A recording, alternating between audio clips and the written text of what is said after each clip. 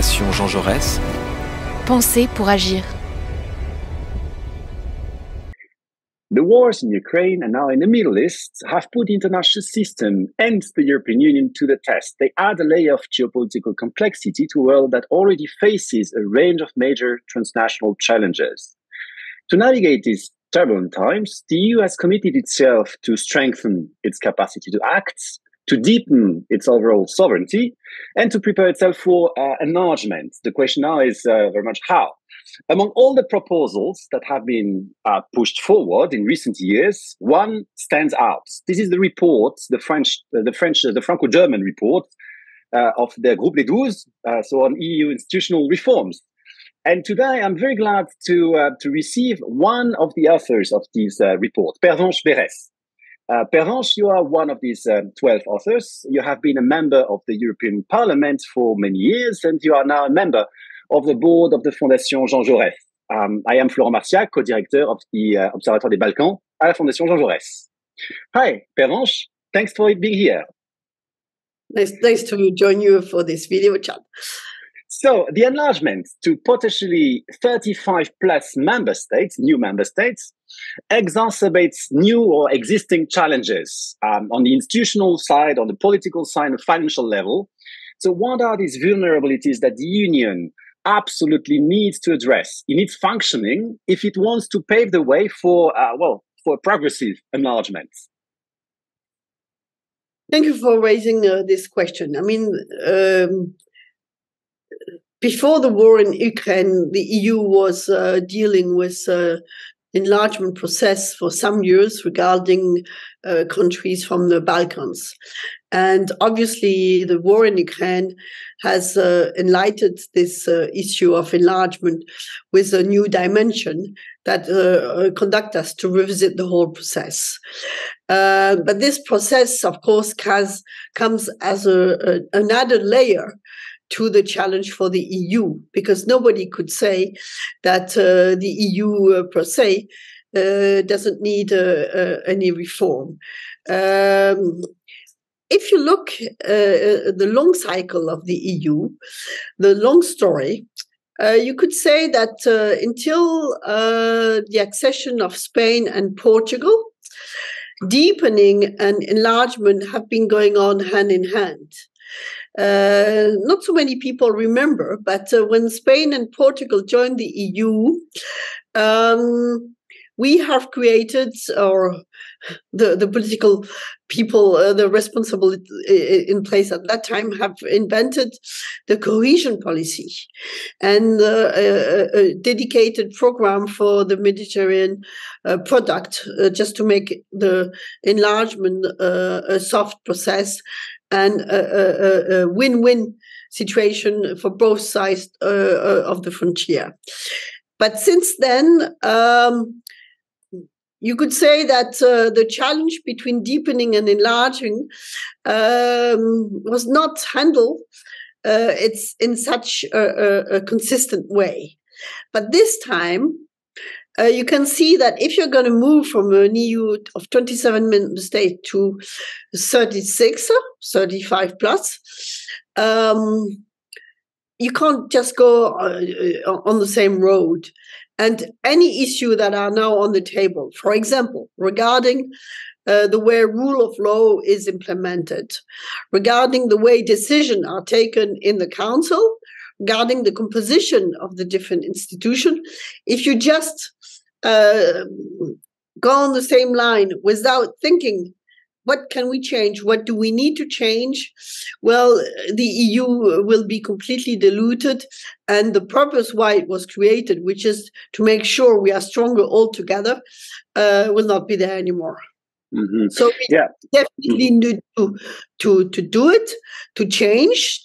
The question, and this is one of the central part of the report, is how to do it. Mm-hmm. And I think this is a purpose of an important discussion. So clearly there's this challenge of preserving and consolidating, as you say, democracy and rule of law, and not and then jeopardizing it by expansion. So it requires reform. You cannot also go the same road, as you say. One answer in the report is differentiation. So an answer to this challenge. But it is a difficult answer because, of course, the member states have an interest in also preserving or accommodating their own national perspective interests. So differentiation can be used to advance in European integration, but too much differentiation can also, if it's not structured, the risk is to lose sight of the EU's ambition to become an ever closer union. Or to become like an Europe à la carte. These are risks coming with this. In your report, you are suggesting a formula to try to organize that in a more structured way, to think about differentiation, both externally and internally. And this is extremely important because you don't conceive only differentiation externally. Can you a little bit summarize the arguments and present how progressive this would be to go this way? Yeah.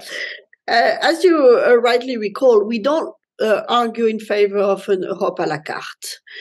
And we oppose, and we don't want any member state to feel they would belong to a second class community. This is not our purpose.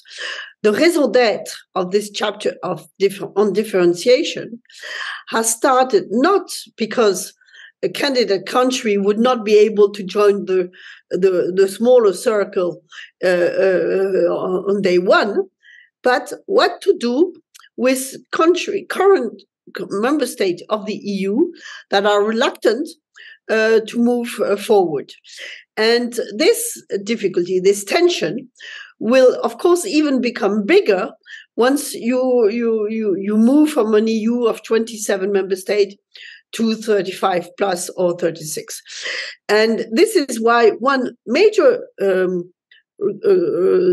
target of our report is to allow some flexibility inside the EU system, which means we have a strong argument in favor of EU institution-based approach. You can call it a conservative approach, but our conviction is that the EU method, what we call the méthode communautaire, is the less bad system we have ever invented for member states to work together inside the EU. Because if you only go into intergovernmental flexibility, then you create frustration and the idea that it's a club where people can be in or out. Whereas if you are inside the EU system, it's always, by definition, open to all member states. But you cannot, in a EU that will grow with more than 27 member states, keep the situation of blockage we have now. In the past, with UK, when UK was blocking, for example, the move to the euro, we have invented and we have created a system that have allowed us to move, even if UK was still a member of the EU, but not willing to move to the euro. We have to build on this past experience that somehow is a positive one. And this is why we have created this differentiation. In this differentiation, if you look at the graph, there's one important line, which is this red line. What does it say? It says, if you have to summarize it, if you're inside the EU, you can pretend to the cohesion, solidarity, and to all the financial system and the solidarity that exists around the EU budget. But if you don't want to belong to this core EU, you can be outside. But this is the statute of associated member. And there you can also share the benefit of access to the internal market, which is a very good economic argument to attract states that don't want to belong to the core EU. But the price to pay for this is the respect of rule of law. And this is a very important argument for us because this is a very strong leverage to defend the value of the EU. And of course, the last circle would be EPC, the European Political Community, because we think there's a geostrategic dimension of Europe that needs to exist somewhere and where we need a strong discussion among member states. Mm-hmm. So this commitment to keep and to protect the rule of law is shaped a bit as a core, the political core of the European Union or the integration process in your report. How does it stand together with the market integration dimension of European integration? How to combine the both of these two cores? Yeah, this is going to be a key question, including in the December conclusion or the discussion in the European Council, because now on the table there's all this argument that there should be a stage accession process, which means a member state a candidate country would not become a member state overnight, but would have some kind of scaling up integration process.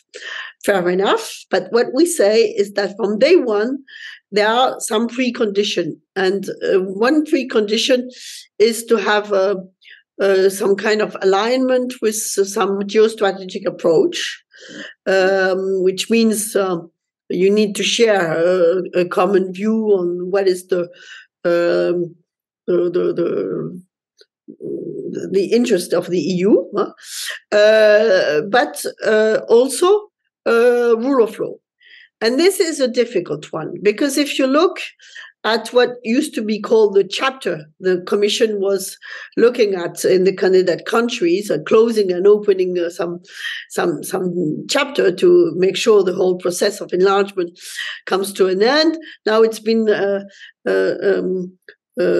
put into cluster, which is a more principle approach-based system, but it's the equivalent. And this whole process is a process about phasing in of rule of law. So this is a tricky point that I think we really need to look carefully. But the idea of the stage accession is something, it was not in the heart of our mandate. And there's a lot of literature and academic work going on this chapter. So we didn't dive in, but we acknowledge that it's on the table, that it was being looked at, but it cannot be done without looking how this means first a strong engagement towards rule of law, and second that this stage accession should be could go both sides. I mean, if you had a backlash, you should be able to revise a closed chapter. Mm-hmm. Yes, it is actually what stands out. I find in the reports. This attempt to safeguard or to consolidate this Monet method, this community methods, by applying it on a political era. So it is a rule of law, you do that, but you also talk about democracy and institutional reforms and reforming also the decision making. So in times of intergovernmental cooperation, integration, what seems to prevail more and more, it is recalling us that this kind of method is extremely precious. Now, the report touches upon... It's precious if it's efficient. This is why we do propose a certain number of reform, including regarding the use of the veto rights or the use of qualified voting majority, to make sure it's not because you are inside the community method that you lose your efficiency, because this is the main argument sometimes government would use to go back to intergovernmental decision that do create maybe the illusion that you move quicker in a smaller group, but that risk creating some frustration, which is not what you want. Absolutely. One more element, which is also standing out from the report, is that you put all this agenda, so this ambitious reflection, on a temporal horizon, with 2030 as a date, not for enlargement, but at which the EU needs to have completed the reforms necessary for its enlargement, so done its internal work. And you invite the readers to think of these reforms ahead of the next European elections. Do you see a window here the EU, we in the EU, could not afford to miss? Well, this is also a lesson from the past, because I think what we've been doing with the negotiation regarding the country from the Balkans is something where there are fault on two sides, and we should correct these defaults. To define a timeline is a way to oblige everybody to do its homework, and as you rightly recalled, not only candidate country but also ourselves. And this is why I do believe the next European Parliament's election campaign and the mandate of the next EU institution, namely the Commission and the Parliament, these 5 years will be 5 years about the enlargement process and the reform of the treaty. Nevertheless, there are some things that could be or should be done before the next European Parliament's election, because you don't need treaty change. Regarding what would go through a treaty change, there we have 6 options, not because of the pleasure of the diversity, but by realism and by willingness to offer all different avenues to make sure there is one solution that is picked up. Mm-hmm. And of course, the idealistic approach would be a convention and blah, blah, blah. Mm-hmm. I don't need to be too long on this. There's one option that I think that is quite clever, which is to really bridge enlargement and the treaty reform process, mm-hmm. because then you can't avoid the discussion, including in terms of political dynamic inside the council between the member states who argue in favor of enlargement for many reasons, for many different reasons, and the one who only wants to see the need for reforms. And so this is a way to have a good coalition between the two strong tendencies that you can observe today in the Council. And if you're consistent with the solidarity expressed by all member states vis-à-vis Ukraine, you need to be consistent. And this is also a roadmap that you need to look at once you have formulate your engagement of solidarity vis-à-vis Ukraine. Even though, if you allow me a last point, in terms of how you integrate a member state in a territorial conflict situation, here we have to be careful and to remember what has happened, namely with Cyprus. And this is why we argue that next enlargement might not be in bloc, but in a regatta process on a merit-based. But if you have two member states that have a candidate country that have a conflict, this conflict needs to be resolved before entering the EU. And if there's a conflict with an external, a third country, then you need to have the consultation of the population concerned. Mm-hmm. Thank you, Pervenche. Thank you for highlighting this takeovers from this very interesting report. We will discuss these reports and the content on that in a series of videos with other colleagues from the capitals to see a little bit how they react to that. It is a very innovative and creative attempt you have been trying to put together, both thinking about the enlargement side and challenges which are real, but putting them in a bigger framework of how it relates to the creation of the polity, the European polity we are trying to put together. So thanks a lot, Pervenche, for sharing these thoughts. Thank you. Thank you. Goodbye.